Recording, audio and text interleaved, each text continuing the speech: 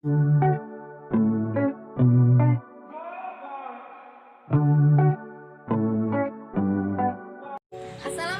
warahmatullahi wabarakatuh. Baiklah teman-teman, dalam video kali ini kita akan membahas tentang penulisan kata. Video kali ini dibuat untuk memenuhi tugas mata kuliah pedoman ejaan bahasa Indonesia dengan dosen pengampu Ibu Indiana Sari MPD. Yuk langsung saja kita simak videonya.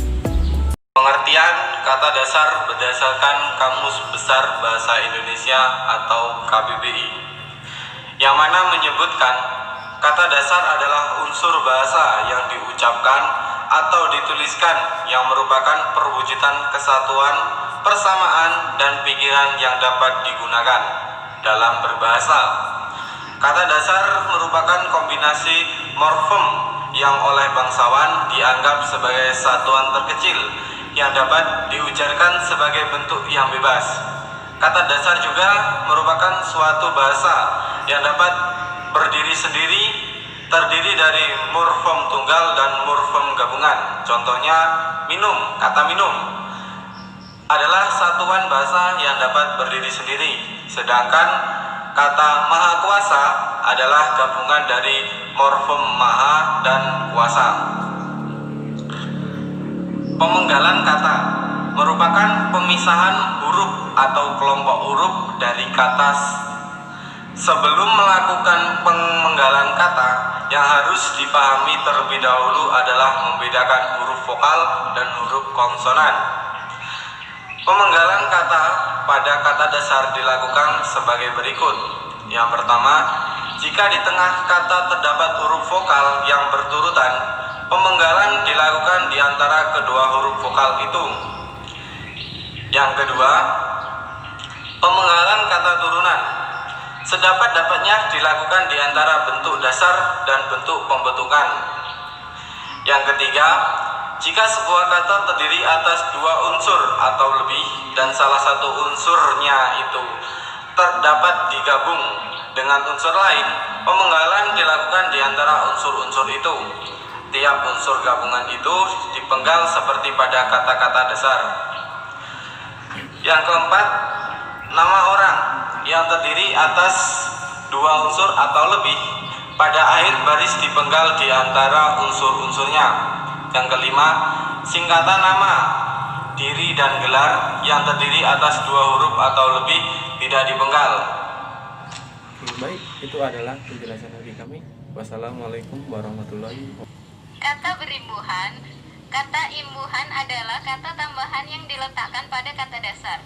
Menurut EYD atau ejaan yang disempurnakan, terdapat 4 macam kata imbuhan, yaitu yang pertama, awalan atau prefiks. Ada beberapa jenis bentuk imbuhan awalan, yakni me, di, ke, ter, per, se, dan ber. Awalan me pada sebuah kata dasar memiliki fungsi sebagai pembentuk kata kerja aktif. Contohnya, merusak, me dan rusak, memakan, me dan makan. Yang kedua, akhiran atau sufiks. Contoh imbuhan akhiran yang terdiri dari imbuhan kan, an, i, nya, man, wati, man, asi, isme, in, dan wi. Contohnya adalah makanan, makan, dan an. Kemudian ada hadirin, hadir, dan in. Yang ketiga, sisipan atau infiks. Sisipan adalah imbuhan yang terletak di dalam kata imbuhan ini digunakan hanya pada kata-kata tertentu saja. Pada bentuk kata yang diimbuhi sisipan mengalami sedikit perubahan.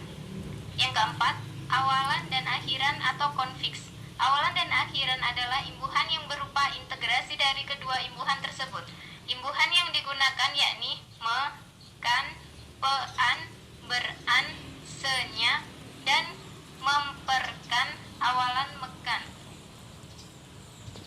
Bentuk ulang. Bentuk ulang biasanya dituliskan dengan menggunakan tanda hubung yang menyerupai tanda kurang pada unsur-unsurnya. Contohnya seperti kata biri-biri, kupu-kupu, anak-anak, dan masih banyak lagi. Dalam bentuk ulang terdapat gabungan kata yang ditulis mengulang unsur pertamanya. Contohnya seperti kata surat kabar menjadi surat-surat kabar, atau contoh lain seperti kata kapal barang menjadi kapal-kapal barang. Selanjutnya ialah gabungan kata. Yang pertama adalah unsur gabungan kata yang kita kenal dengan kata majemuk, yang merupakan istilah khusus dan ditulis secara terpisah. Contohnya seperti kata duta besar, model linier, kambing hitam, dan masih banyak lagi. Lalu yang kedua adalah gabungan kata yang dapat menimbulkan salah pengertian ditulis dengan menggunakan tanda hubung di antara unsur-unsurnya.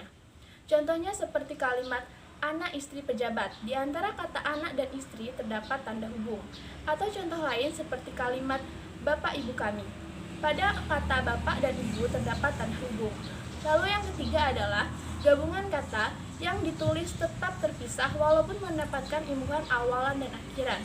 Contohnya seperti kata garis bawahi, menganak sungai, dan masih banyak lagi. Lalu yang keempat adalah gabungan kata yang mendapatkan imbuhan awalan dan akhiran secara sekaligus dan ditulis secara serangkai. Contohnya seperti kata menghasilkan, menggunakan, dilipat gandakan, dan masih banyak lagi. Lalu yang kelima, yang terakhir adalah gabungan kata yang padu dan ditulis secara serangkai. Contohnya seperti kata radioaktif, acap kali, dan masih banyak lagi. Baiklah teman-teman, itu tadi video dari kami. Semoga dapat bermanfaat bagi kita semua. Mohon maaf apabila dalam pembuatan video maupun pengucapan kata-kata kami